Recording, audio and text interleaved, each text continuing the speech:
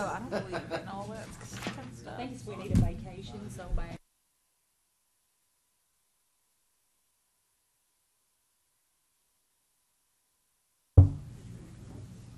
Are you going on vacation?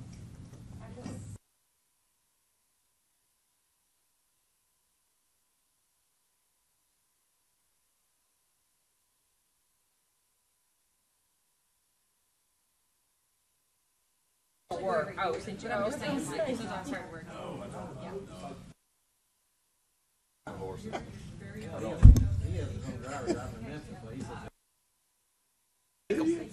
Think about that. I wouldn't blame Think you. about that. If you pay a driver 12.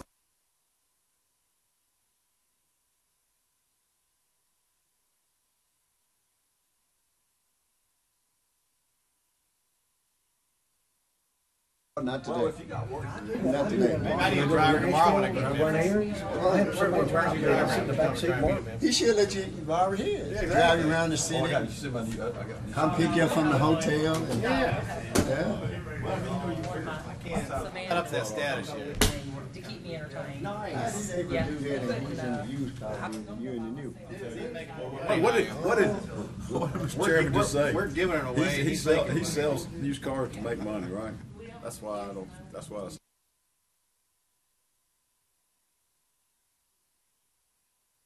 It's my fault, Barry. I'm sorry.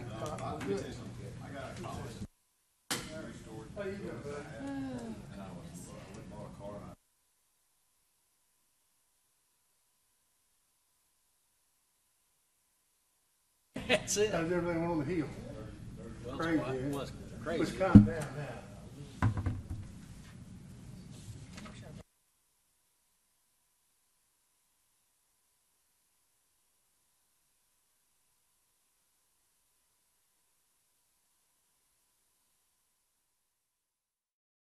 And it figured it out that it did show up. So yeah, I would say yes. It's going to be the date of report, depend on what their data source is. If their data source only reports quarterly and they get data from, multiple states, multiple locations, multiple vendors, so every data source is going to report on a different schedule. So if the avenue that the data came into whatever reporting system they use was on a system that was out of sync, then it's possible it may have shown up later. But the end result and the end impact to the consumer is it is a salvage vehicle, and quite frankly, most professionals in the industry can look at that vehicle and tell. I mean, they can pick up on things that the average person cannot pick up on. Absolutely, that's a good point, because as a large volume dealer, we see a lot of data. We have a lot of situations where data is incorrect or it's correct, but we have to validate what that data says, and that's a challenge in itself. But anyway, But I'm not sure that we need to, write a letter of warning when it's not the law. Oh, I could change that to like a letter of instruction. Yes. If I think that's probably more I think appropriate. that would be more appropriate. Okay. I like that. if I was getting the letter of warning personally, as a dealer, I'd be offended. No, we can definitely use Shame the on words me letter for of not- instruction. I forget that we have that option sometimes, Yeah. but it's definitely something we do. It's just kind of rare. But I think that is much more appropriate. So thank you for that. However, if the same dealer has the same problem again, Yes. then we'll know that there's something else going on. The fact that they have not had a prior history is something to consider. I have one last thing. Just staff advised me on something I haven't seen also in 5 years. Is there's been a mention of the processing fee not being included in the sales price on a case. Is there something new in the enforcement arm there where that's going to become more common for the dealer to look out for compliance? It's just something I've never seen, and I know there's a lot of dealers out there compliant, and there's a lot of dealers out there that are not compliant. It's just seems to be the first time I've ever seen that appear. There's nothing new. It's just if you advertise, you have to break out the fact that you have a processing fee, and that has to be included in the total advertised price. I understand that's the law, but my question was, it's never in this report. In an examination of websites, very few are compliant, and I noticed there are some warnings issued now. Is there something different, or going to be another level of awareness brought to that? Well, it's in the inspection cycle. It is something that they're going through progressive. A year or two ago, the commission updated the inspection sheet. to where the field agents are supposed to be checking across the board a random sampling anytime they do an inspection, and it will go through the same process. And you probably see some things escalate as it goes along because it goes through the same process of, okay, you don't have a previous history doing this. Next time we come around, they check either from complaint or the annual inspection. Well, they find the same thing again. You obviously are not complying with the law. So, it's likely that there are individuals who think, well, okay, I'm going to get checked once a year and I'm going to do 2 or 3 and I'm going to roll on and I'm going to keep up with this practice. But it will catch up with them through the process of looking at the history and looking at how much of a repeat offender you are. I'm actually happy to see the enforcement because, I'm one of the discriminated dealers who comply, and it appears to be about half the field does not comply, and that creates a very unlevel playing field for the dealers in the state of Tennessee. So I'm happy to see that warning on there. So I'd like to see more of those to create what the commission's mission is, to create a level playing field for all. It's a big disadvantage for the consuming public trying to compare apples to apples. A lot of good dealers out there Yeah. doing the right thing. And one thing you mentioned it was the law. When did that law go into effect? On the 1988. a Is that long right, time Bob? ago. I mean, decades ago. Yeah. It's just amazing how it's now servicing in the last 4 or 5 years. Well, it has surfaced before, and it has been a different approach in the regulatory practices of the commission. And this commission, at the point in time that was one of the issues addressed in the inspection sheet, and that's why, because that was one of the things that the commission had presented, just like Commissioner Norton stated. It's something that needs to be addressed. It's something that the commission has long recognized it needs to be addressed. And so this is the beginning phases of, and to give the dealers the opportunity, if they didn't know, to be educated and to have an opportunity to voluntarily comply. If they so choose not to voluntarily comply, then it is built in such a manner that it can escalate in the disciplinary actions. And it's a big deal now, and I get it, I understand it, and I like it. I just send some kind of message to all dealers, ahead of time, a letter saying this is what you guys need to do. Yeah, I mean, we can certainly do that. That's why the inspection sheet is built the way. It's going to get really messy, and All right. dealers are going to complain, and I've seen it all, but, send out some type of message ahead of time and let them know this is what it's going to be. You better apply. If not, you're going to get fined. Glad to do that. I mean, I just feel that way. I mean, just give them the opportunity, and then put it on their shoulders. And that's exactly what the field people were charged to take this through that educational process, to take the first step of with advertising is to identify the issues, to help educate them through the inspection process, give them an opportunity to voluntarily comply, and continue to move along the progressive path of discipline. If the first time that they're identified with a problem, they voluntarily comply, then they have an opportunity to be educated at that point. If they disregard it, this is giving each one of them a 101. This is not a letter coming in the mailbox or email that they've got 1,000 of to look at. This is something where somebody is sitting, talking to their person individually, and helping to instruct them if they need it. Well, the new initiative has worked. I mean, from East Tennessee to West Tennessee, I'm actually taking phone calls from dealers. Being an independent, large one, we get a lot of information passed through us, so it is working. I mean, it's just a slow process when you got 3,700 dealers and they're going out and doing re-ups on only so many. So it's just not from a dealer that's compliant. It just seems like it's not happening fast enough. And to Jim's point, a little nudge would help, because with the internet today, people shop online. The difference between $500 knocks the competition out of it. It's with the price badging for these third-party referring sites, it makes it a challenge for the guy trying to be compliant. So it really does create an unlevel playing field for the ones being compliant. We're being penalized for doing the right thing. So to Jim's point, anything that we could do to nudge that along would be greatly appreciated for all the folks here who like being compliant. I'm sure that's something that legal can help us draft a letter on. That'd be great. Good job on the reports. I mean, I read them all very thorough. I mean, all It was the a lot. recommendations. It was a Spot on. lot. It was a lot, yeah. I slept good. So exciting. We haven't. Yeah. I will just got tonight. one, Commissioner Jackson. I got one on number 77, where we gave the respondent two options, 8250. This was dealing with the dismantle license. That's mine. Can you kind of share with me where are we with that one? Yeah. Okay, we're talking about 77, correct? So, my recommendation is to give the licensee the respondent who's not licensed as a dismantler, these two options. So that was my recommendation, and that's what you would approve, or we can discuss. Does that help? Yeah, but have you heard anything?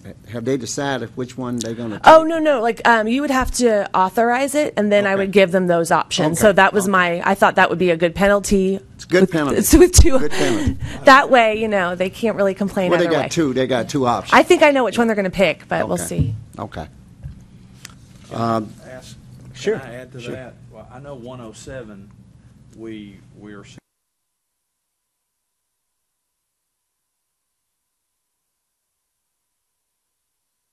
77 doesn't have a history and 107 does, or why are we giving one an option and another not, maybe?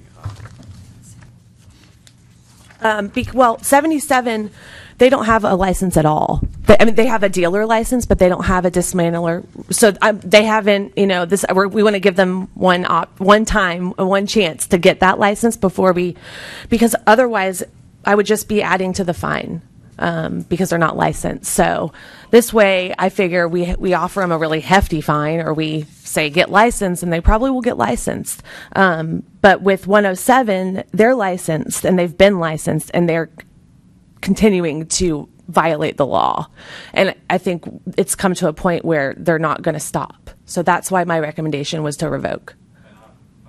I'm not saying I disagree. Yeah, no, I appreciate the question, but does that answer? Okay, good. Any other comments? Any other questions? I got one. I thought this was pretty interesting. Case 43 was pretty interesting about charged for two engines. Yeah. That's how that was.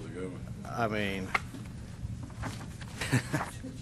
Well, there's a lot more to that story. I think I can the guarantee complainant it probably is. I think the complainant is probably a little bit more involved than he should be. I don't want to get Question too is, much. is there a major fine? Are we going after a fine, or are we just going to see what happens when we turn it over to the grand jury? Our recommendation is to close this, based on the information from the respondent as to the complainant. There looks to be a little bit of fraud involved and maybe a little bit of a scam. The respondent did what they were supposed to do in replacing the engines, but it looks more of a scam on the complainant.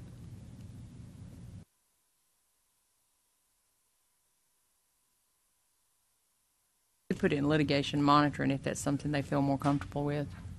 Right. I mean, we could monitor this case. That's up to y'all. No, I mean, No, I was just curious. Just I curious. mean, shame on the dealer for not doing more due diligence on the front end, investigating who his consumer is. I don't think the dealer did anything wrong here. I think closed is good. okay, let's just leave it. Okay. With that said and done, I think we had number 30, subject to the final approval.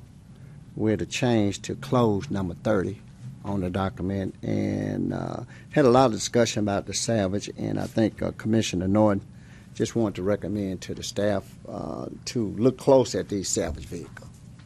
Number 47, we want to change that to a letter of instruction, number 47. And I think that's all we have. So with that said and done, with those comments, do we have a motion to adopt subject to the approval of the full body? Motion to adopt. Second? Second. All those in favor of the motion signify by saying aye. Aye. Any opposed? Ayes have it, so ordered. Since there's nothing else, officially, we make a motion to adjourn. Motion to adjourn? Do I have a second? Second. Those in favor of adjourning, signify by saying aye. Aye. Any opposed? Ayes have it, so ordered. We officially adjourn at 9:02. Great job, staff. Great job. Thank you. Boy, when I print this off, I'm going like, gee. Double-sided, right? Double-sided. I was looking for 100. You know, normally we get about 100. 125, yeah.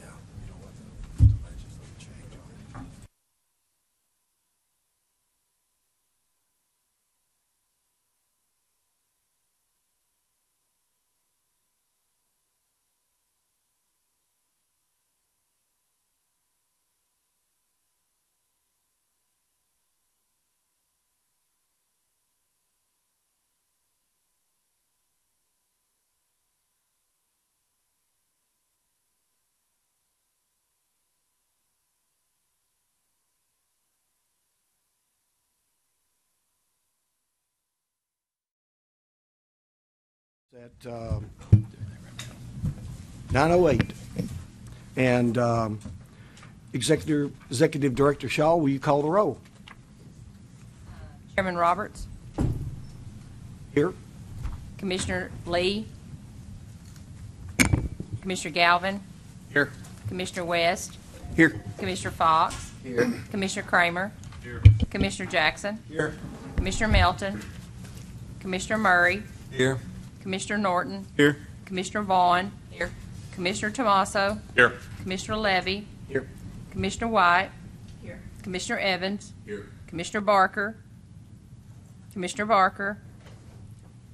Chibanian. Here. Mr. Chairman, we have a quorum. Good. Meeting notice.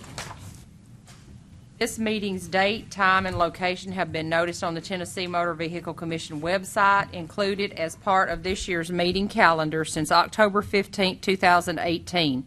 Additionally, the agenda for this month's meeting has been posted on the Tennessee Motor Vehicle Commission website since July 17, 2019. This meeting has also been noticed on the tn.gov website. We have a motion to adopt the agenda for the commission meeting. Commissioner Jackson, motion to adopt the agenda. Second. Commissioner Vaughn. Further discussion? All those in favor say aye. Aye. All those opposed? And approval for the minutes from the April 29th, 2019 quarterly commission meeting. Do we have a motion to adopt? Make a motion to adopt the minutes. Second. Any further discussion on the minutes? If not, all those in favor say aye. Aye. Opposed? Unanimous. At this time, we'll have salesperson and dealer appeals, informal appearances. And do we have Jason Glenn Tyner here?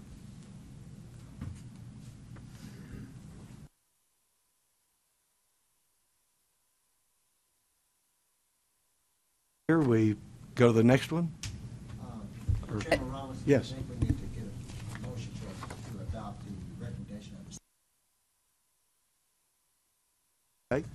Commissioner Jackson, I Sure. motion that we adopt the recommendation of the staff of Jason Glenn Tyner. Second. Further discussion? All those in favor say aye. Roll call. You want roll call? Okay. Chairman Roberts, just for the record, can I read just a synopsis of the legal's recommendation for Absolutely. Mr. Tyner? Okay. So in the case of Mr. Jason Tyner, the documented conviction is for simple assault on May 20th, 2018. From the documents received by the commission, it appears that the applicant received a Class A misdemeanor and served 38 days in jail. His application may be denied under Tennessee Code annotated 551714 until July 26, 2023.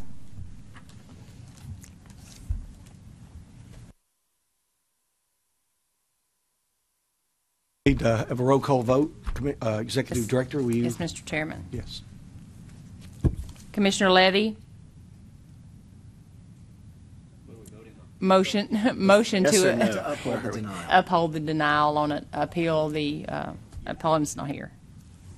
Commissioner West? Yes. Commissioner White?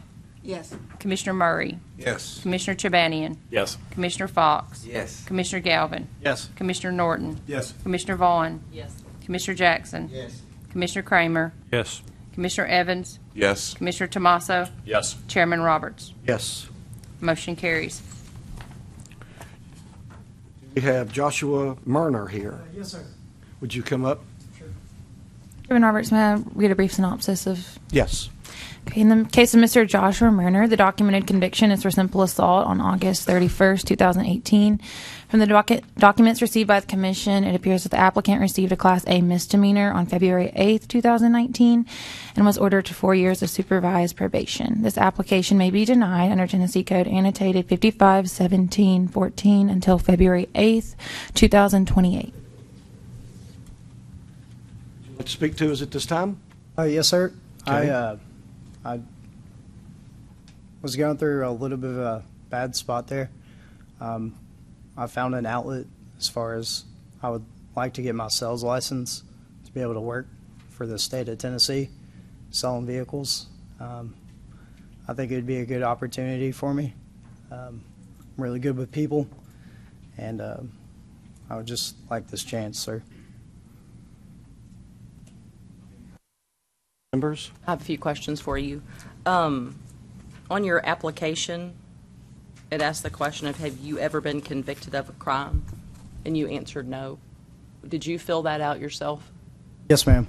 Why did you mark no? My attorney, he said that it wouldn't be on my record that I could put no, because it was a suspended sentence. So he said that it wouldn't show up. So I just figured that's how it was going to be, is my attorney. I called him when I was filling out this application to work for East Tennessee Dodge in Crossville, Tennessee, and he said you can put no because it's not going to show up. Have you ever been in trouble before the situation? Not this one. Anything afterwards? No, ma'am.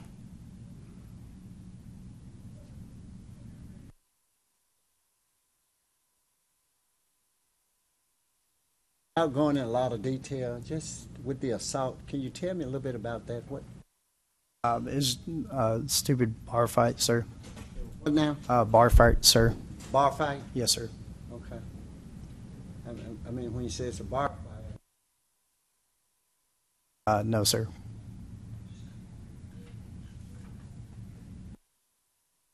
I have another question. Was anyone else arrested besides you? No.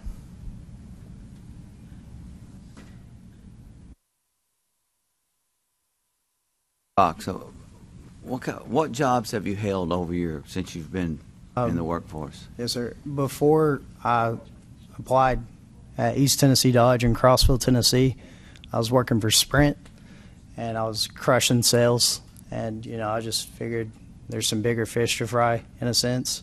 And, I applied here and thought I could do good, and I'm just at a little bit of a hold-up now, sir. How long was you with Sprint? Almost 2 years. 2 years. Yes, sir. Is that in Cumberland County also? Yes, sir. Okay. Are you from there? Yeah, I was born in Cumberland County. I was going to school at MTSU during the time of the bar fight. So, just trying to get my stuff together. Did you bring your sales manager or your general manager? Yes, sir. Okay. Like to come up at this time? Just tell us who you are Yes, sir. and what capacity you serve. Yeah, my name is Brandon Lettner. I'm general manager at East Tennessee Dodge in Crossville, Tennessee. Comment on his. I certainly would. No doubt this young man made a mistake. And, he come to me a couple months. I seen his application, what he'd done, and worked at Sprint, called his references. They spoke highly of him.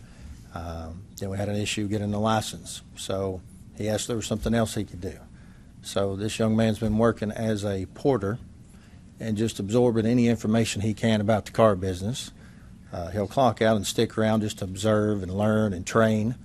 So he made a mistake. He knows he should have just walked away, but I've had the pleasure of working with him for a couple months, and zero complaints. He's got a great attitude. He's great with people, respectful. Had nothing but good compliments on this young man right here. So he made a mistake, but I'd sure like to see him given a chance because he done really well in sales in the past, and I think he could really excel in the car business.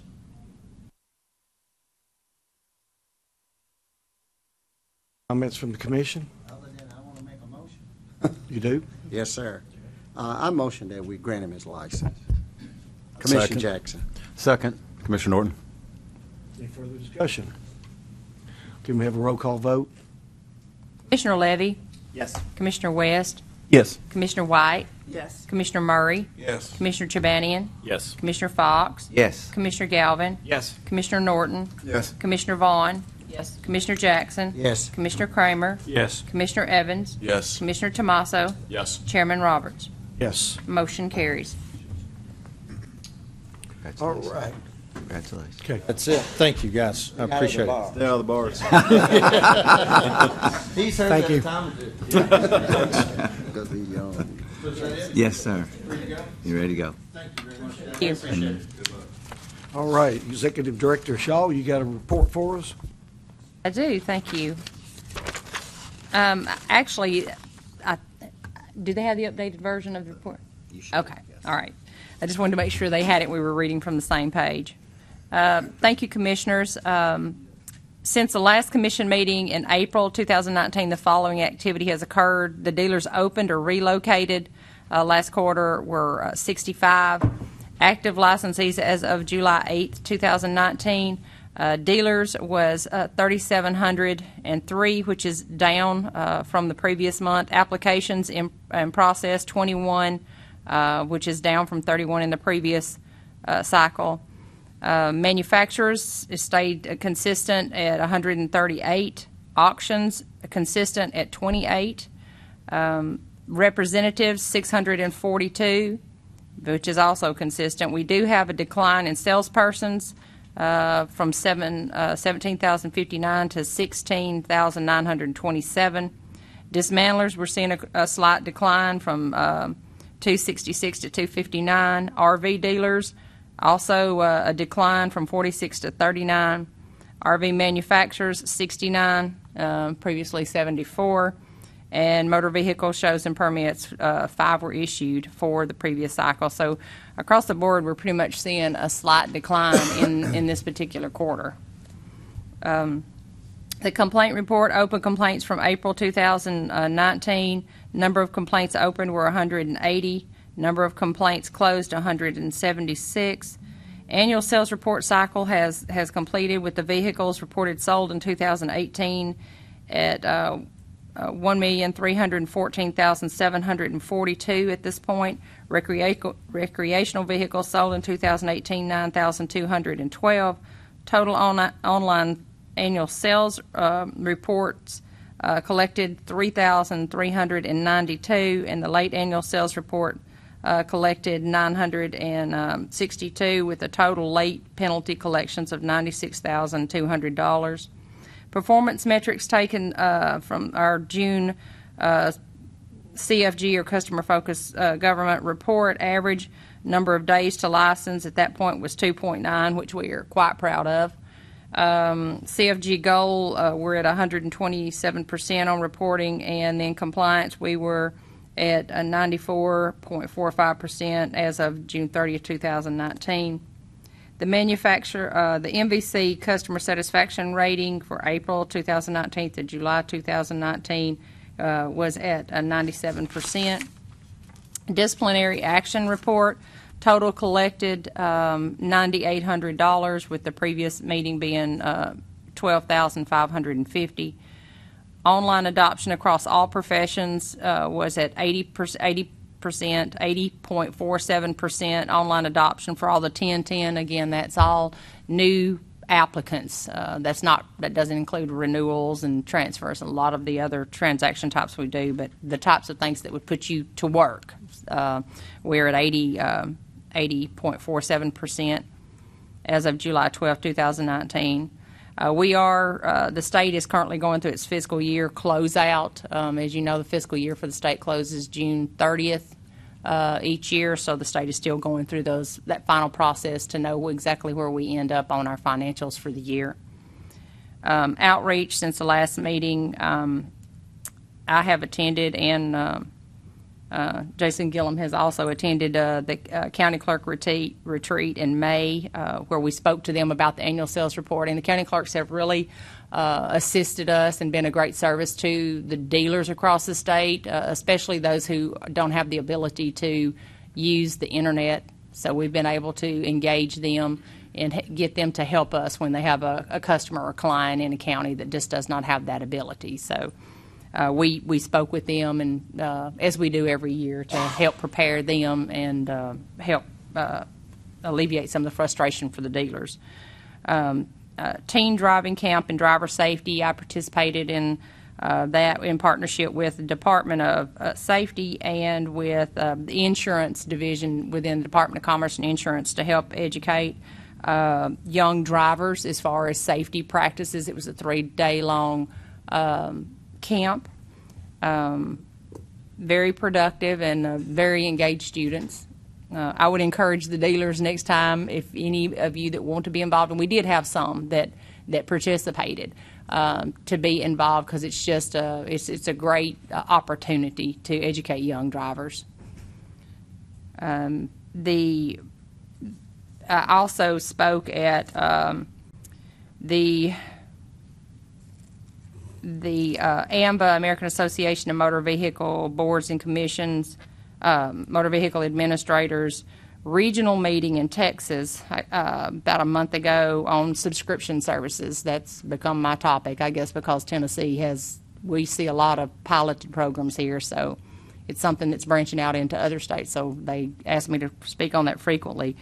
And then I've also been asked to come to the international conference in Omaha in August to speak on the same topic. We also have our sunset hearing is scheduled for later this year. I think at this current moment it's scheduled for later in August, but I think that may be subject to shift out a little bit. But that is something that comes up. For those of you who don't know what the sunset review is, each regulatory board is subject to sunset review. They have to establish whether we continue to meet our purpose and if we are self-sustaining. So that is something that we go through with the legislature every so many years, and then they deem that we are not meeting our purpose. If we're deemed to meet our purpose, then they grant us so many more years before we come back for review. So we are up this cycle. Mr. Chairman, that concludes my report. Now, next, I believe we have a legal report from Assistant General Counsels Erica Smith and Stuart Huffman. Yes, thank you. The legal report. Oh, I'm sorry. I forgot to adopt. Go ahead. We need to adopt. Well, we Mr. made Jackson, two motion that changes. we adopt the director's report. Seconded. Further discussion? We need a roll call vote, or can we do a plural vote? Okay. All those in favor say aye. Aye. Opposed? Okay. Report is passed. Okay, go ahead. I'm sorry. Oh, no. Are you on the legal? Okay. So the legal report was adopted except for two changes. Number 30 was the recommendation was a $500 civil penalty, and that was changed to be closed. And then number 47, the recommendation was to issue a letter of warning, and we're going to instead issue a letter of instruction. And other than that, the rest remain the same. Vote to adopt that too? Mr. Jackson, motion that we adopt the legal report. Discussion. All those in favor say aye. Aye. Opposed? All right. Next, legislative updates. Assistant General Counsel Maria Bush. So I had mentioned these last time that we met in April, but I'll just go over briefly two updates for you. So House Bill 0533 was signed on April 23rd, 2019, and became effective July 1st, 2019. This bill exempts licensed motor vehicle dismantler and recyclers from maintaining records related to transactions or certain automotive parts. It adds a requirement that sellers of used automobile parts provide a bill of sale, including the source of the part. And then House Bill 0538 was signed and became effective on April 25th, 2019. This bill eliminates a tow company's requirement to wait 30 days prior to selling an unclaimed vehicle. It eliminates a requirement that certain abandoned vehicles left in a lot for 30 days be reported to the Department of Revenue, and it changes restrictions on certain fees that can be charged to an individual claiming a towed vehicle when daily storage charges are also being charged. And so it applies to vehicles taken into storage on or after April 25th, 2019. That's all. Have a motion to adopt. Can I ask a question? on Yes, that go one? ahead. On that bill there, so there's, when you have an abandoned vehicle on your lot, there's no requirements, there's no time frame at all, is that correct? I'm not certain. To get rid of it? I can't answer that right now, but I can look into it and get back to you on it. Every now and then we have abandoned vehicles that just left on our, just shows up and you don't know what to do with them. Okay. Would it only apply to tow companies? Yeah, so I just have the synopsis right here. I'm sorry. It's my understanding that the Department of Revenue is modifying all of their forms that you would be required to to make the specification or any required notifications to them. So when I spoke to them, that's basically what they told me. They're working through the implementation processes now.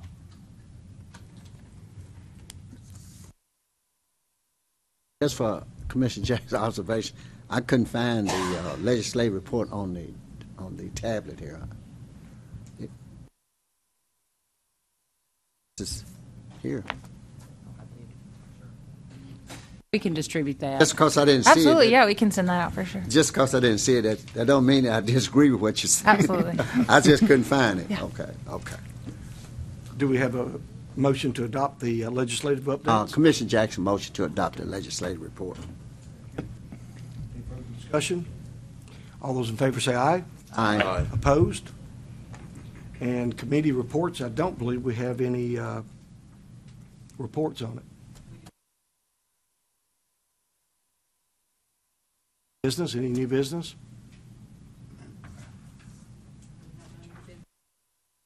No business. Finishes us up. Do we have a motion to adjourn? Discussion, can we talk about? Well, our discussion earlier was just, I really like meeting on Tuesdays. This is a much better fit, so if there's any.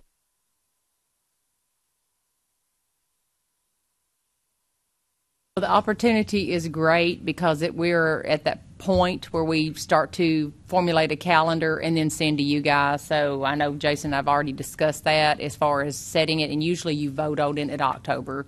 So, and that sets the calendar for the next year. So we'll keep that in mind and send you some recommended dates for the Tuesdays. Is that kind of the consensus of the group, that you try to look for Tuesdays? Just nice to be able to get in the office Monday morning and then get on the road. And so, thank you. Always met on Tuesday. Do we normally meet on Monday? Yes. Unless we've had a holiday on Monday or something. Yeah. You're here, though. I've heard nothing but the Tuesday was good today. Okay, well, great. You'll see a lot of Tuesdays on your 2020 calendar. Now I make a motion, we adjourn. Second. Favor say aye. Aye. How long was that meeting? I was going to send an email saying That was one of the fastest meetings we've had. Yeah. And Tuesdays went quickly.